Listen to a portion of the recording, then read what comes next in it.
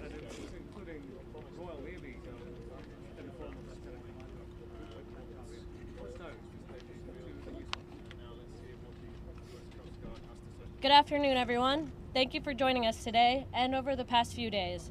This afternoon, Rear Admiral John Mauger will be providing an update on the most recent findings from ROV operations in search of the Titan submersible. He will provide a brief statement and provide the opportunity for questions after. Please limit your questions to one per outlet. Following the briefing, the Joint Information Center staff and I will be here to help you with any of your further needs. May I now please introduce Rear Admiral John Mauger.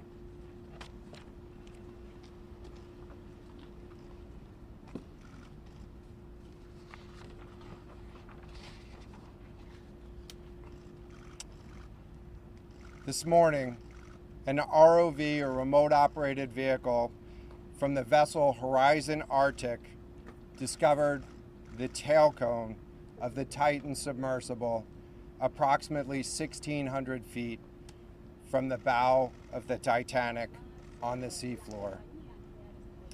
The ROV subsequently found additional debris.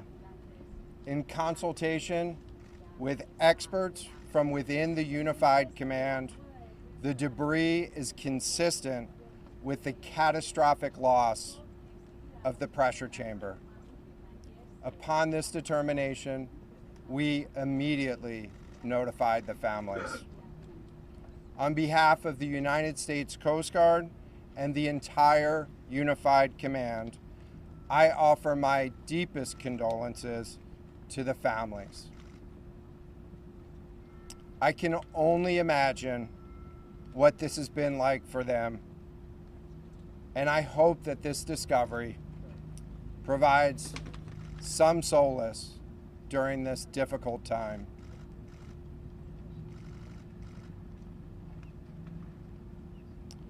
Additionally, we've been in close contact with the British and French consuls general to ensure that they are fully apprised and that their concerns are being addressed. The outpouring of support in this highly complex search operation has been robust and immensely appreciated. We are grateful for the rapid mobilization of experts on the undersea search and rescue, and we thank all of the agencies and personnel for their role in the response. We're also incredibly grateful for the full spectrum of international assistance that's been provided. The ROVs will remain on scene and continue to gather information. Again, our most heartfelt condolences go out to the loved ones of the crew. We'll now take questions. John, what other debris have you found? John, what other debris have you found? Can you talk about the delay in reporting the vessel missing and what impact that had on the recovery? This was a incredibly complex case, and we're still working to develop the details for the timeline involved with this casualty and the response. And so we'll provide that information. James Matthews from Sky News. John, what other debris have you found? And have you found any trace of those who were on it? So this is an incredibly complex operating environment on the seafloor, over 2 miles beneath the surface. And so the remote operating vehicle has been searching, and it is highly capable. And we've been able to classify parts of the pressure chamber for the Titan submersible. Let me refer to one of my undersea experts here, Mr. Paul Hankin, to talk about the nature of some of the debris.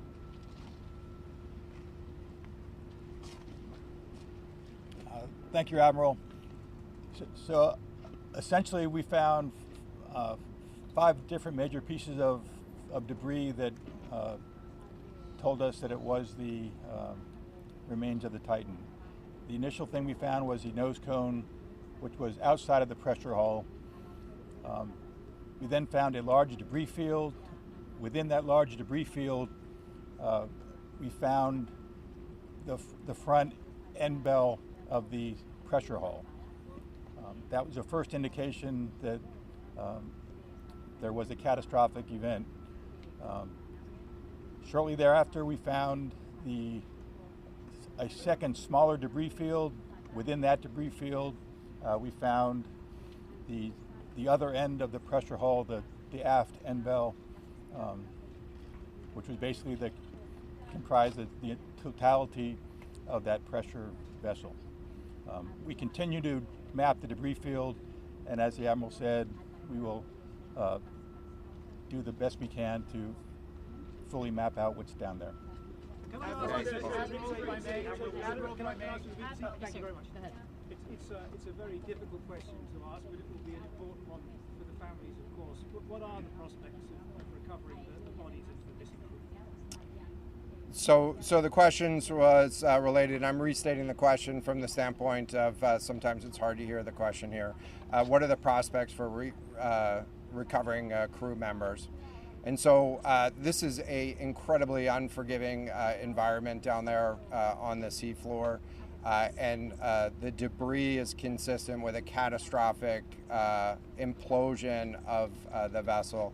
And so we'll continue to work and continue to search the area down there, but I don't have an answer for prospects at this time. Admiral, it's Tom Costello at NBC News. Is there any suggestion? Sorry, any suggestion at all that the sub itself collided with the wreckage of Titanic, or that instead it might have imploded above the wreckage and then rained down nearby? So the question was, is there any question as to whether or not the sub collided with the Titanic or whether it imploded above and debris field created from that? So the location of the Titan submersible was in an area that was approximately 1,600 feet from the wreck of the Titanic. I have an expert here that is familiar with that area and can talk about the debris field and what the debris field indicates in terms of where the casualty may have occurred. Rear Admiral, really quickly, can you tell me when that Let's get the massive expert fleet will be voice, called please. back? Hang on a second. The expert voice is coming up to answer the question. Thank you, Admiral. So the question is, where does the wreck lie in relation to the Titanic? I didn't hear the Admiral's answer. I think 1,600 feet. Was that correct, Admiral? Yeah, you got it. So that's off the bow of Titanic. It's in an area where there is not any debris of Titanic. It is a smooth bottom. To my knowledge and anything I've seen, there's no Titanic wreckage in that area. And again, 200 plus meters from the bow, and consistent with the location of last communication for an implosion in the water column. And the size of the debris field is consistent with that implosion in the water column. Well, if I can ask a question, in terms of the timing here, you say that this was a catastrophic implosion, and I know it's early on, but is it your estimation that this happened right at the moment when they lost contact, an hour and 45 minutes after their descent? So the question was about the timing of the catastrophic implosion. Right now, it is too early to tell with that. We know that as we've been prosecuting this search over the course of the last 72 hours and beyond, that we've had sonar buoys in the water nearly continuously and have not detected any catastrophic events when those sonar buoys have been in the water. So, Can you describe what happens from here, sir, in the next days and weeks?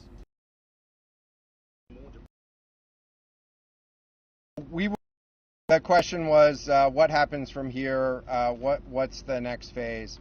And so right now, again, our thoughts are with the families and making sure that they have an understanding as best as we can provide of what happened and begin to find some closure. In terms of the large process, we're going to continue to investigate the site of the debris field. And then I know that there's also a lot of questions about how, why, and when did this happen. And so, those are questions that we will collect as much information as we can on now, while the governments are meeting and discussing, what an investigation of this nature of a casualty might look like. This is something that happened. I'll just remind everybody. This is something that happened in a remote portion of the ocean with people from several different countries around the world. And so it is a complex case to work through, but I'm confident that those questions will begin to get answered. From the UK, is there any suggestion that time factors, speed, anything could have prevented this or saved 5 people on board, or is this quite simply a catastrophic accident? The question was there any suggestion that time factors may have played a role or a consideration in the casualty here? And so the debris field is consistent with a catastrophic implosion of the vessel. Again, while we were prosecuting the search, we had listening devices in the water throughout and did not hear any signs of catastrophic failure from those. And so we're going to continue to investigate, or we're going to continue to document the information there and understand, based on all the information we have, the timeline. What does this mean for the resources required for the investigation? Which ships will be pulling out and coming in? So the question was, what are the resources required for the investigation, and which ships will be pulling out and staying in? And so it's too early for me to talk about an investigation. That's a decision that's going to be taken outside of the search and efforts that I was leading. But we do have a number of vessels. We have 9 vessels on the scene right now. We had medical personnel on scene. We had other technicians on scene. And so we will begin to demobilize personnel and vessels from the scene over the course of the next 24 hours. But we're going to continue remote operations on the sea floor.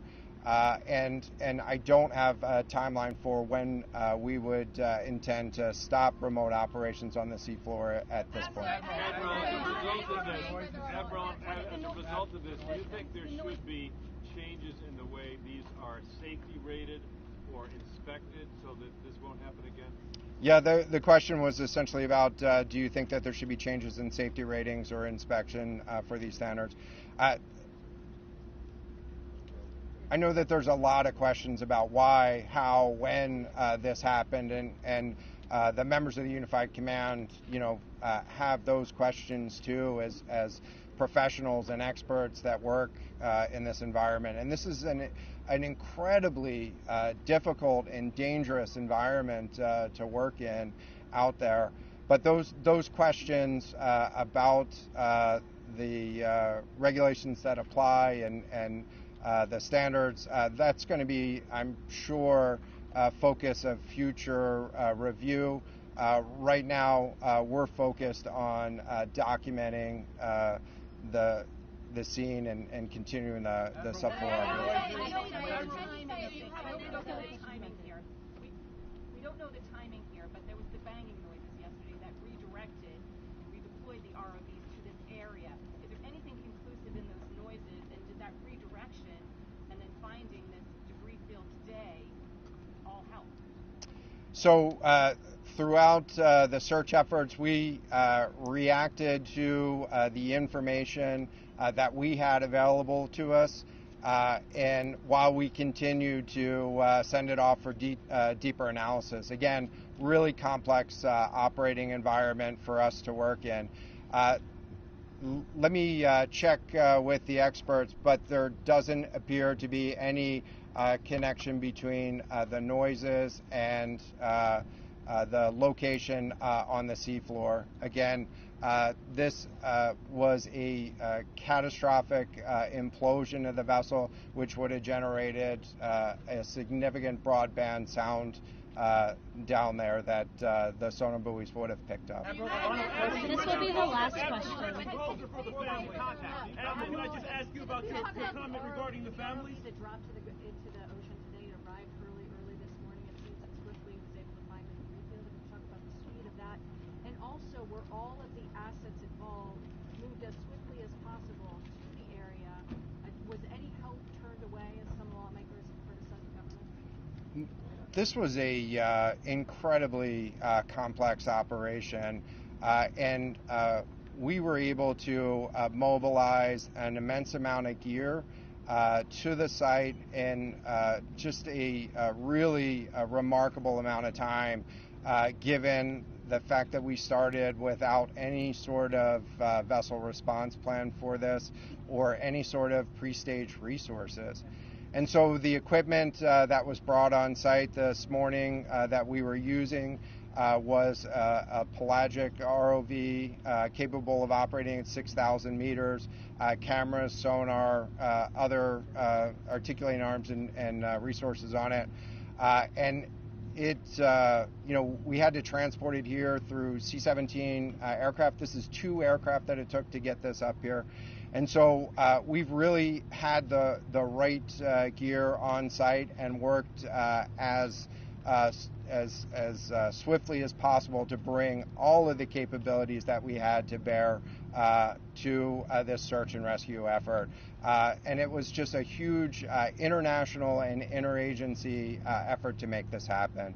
So I'm really grateful for all of the responders that came out to support this and really search for the vessel. It is a difficult day for all of us, and it's especially difficult for the families, and our thoughts are with the families today. But this was an immense support, and we had the right gear on the bottom to find it. So thank you. Will you attempt to recover the bodies, can we ask you? The victims, will they be recovered? Thank you so much, everyone, for attending this afternoon. There are no future planned press conferences. Updates will be shared to the USCG Northeast Twitter page, and our staff will be available to take down any questions following this. Thank you. And give us the names of the 2 gentlemen who spoke? I can get that back to you afterwards, just so I can confirm. Thank you.